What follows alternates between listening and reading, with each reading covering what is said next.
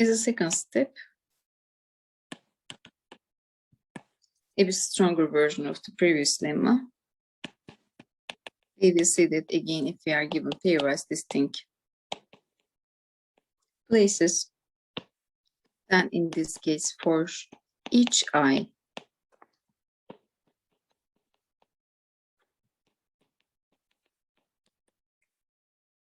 so that means for each valuation, we will see that again for a given non-zero functions xi, and for integer s,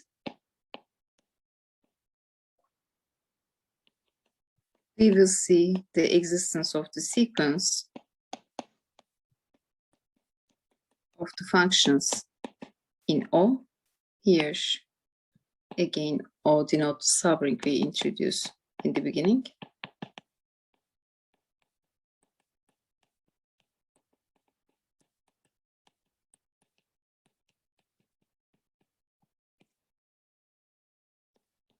Such that for fixed I,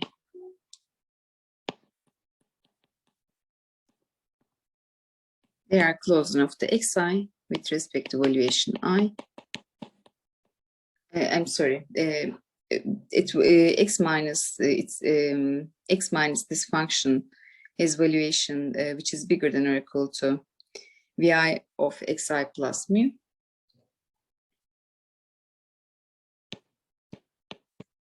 And these functions has valuations which are bigger than or equal to s for distinct valuations.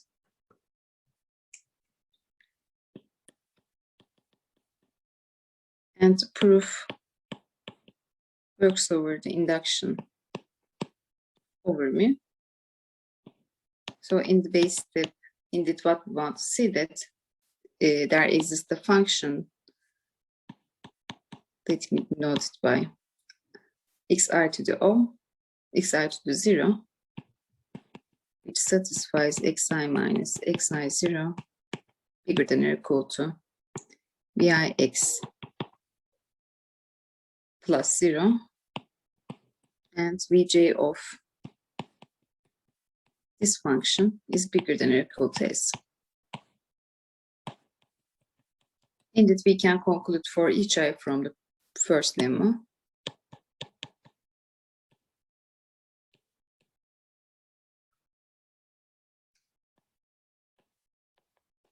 And for the induction step, we suppose that it holds for mu, and we want to conclude that it is also true for the mu plus 1.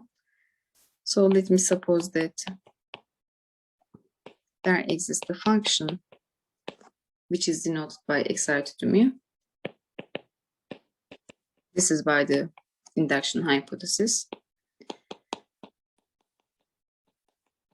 This satisfies this given property.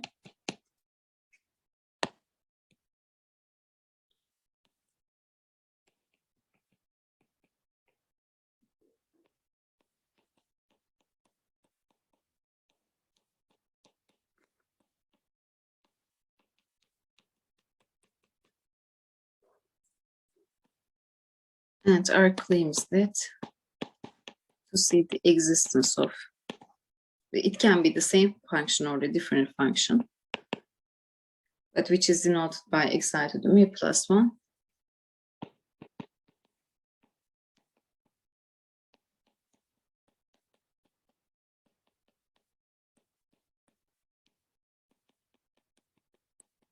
Again, this satisfies this property for mu plus 1.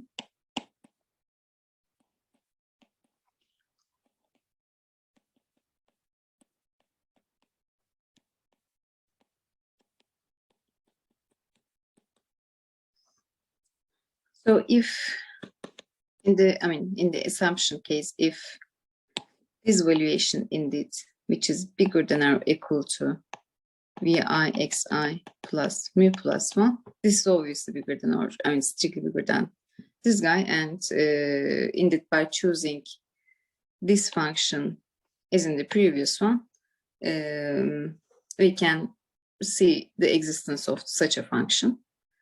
So what I want to say, if xi mu, the function in the induction hypothesis, satisfies this inequality,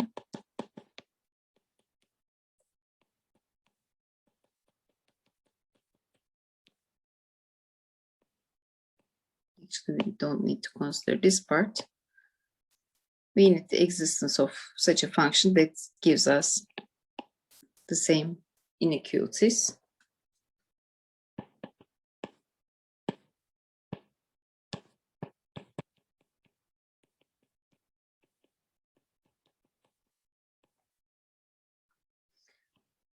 Otherwise,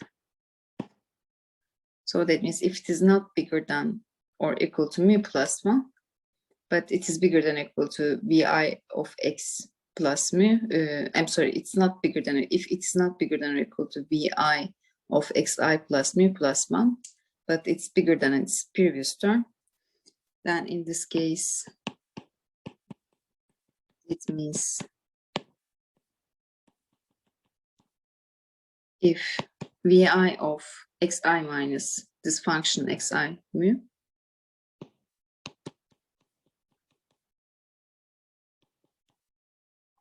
is equal to vi of x plus mu, we set this integer by c, and again applying the same trick in the previous lemma, we will be able to see a function in the Riemann-Roch space of the divisor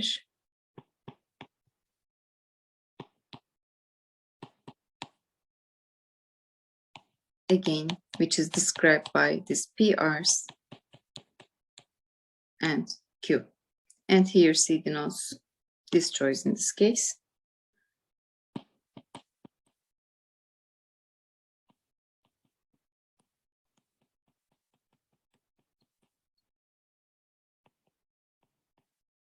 And if you consider the notation of the previous lemma, indeed this function coincides the function in the statement of this lemma. This is as in previous lemma.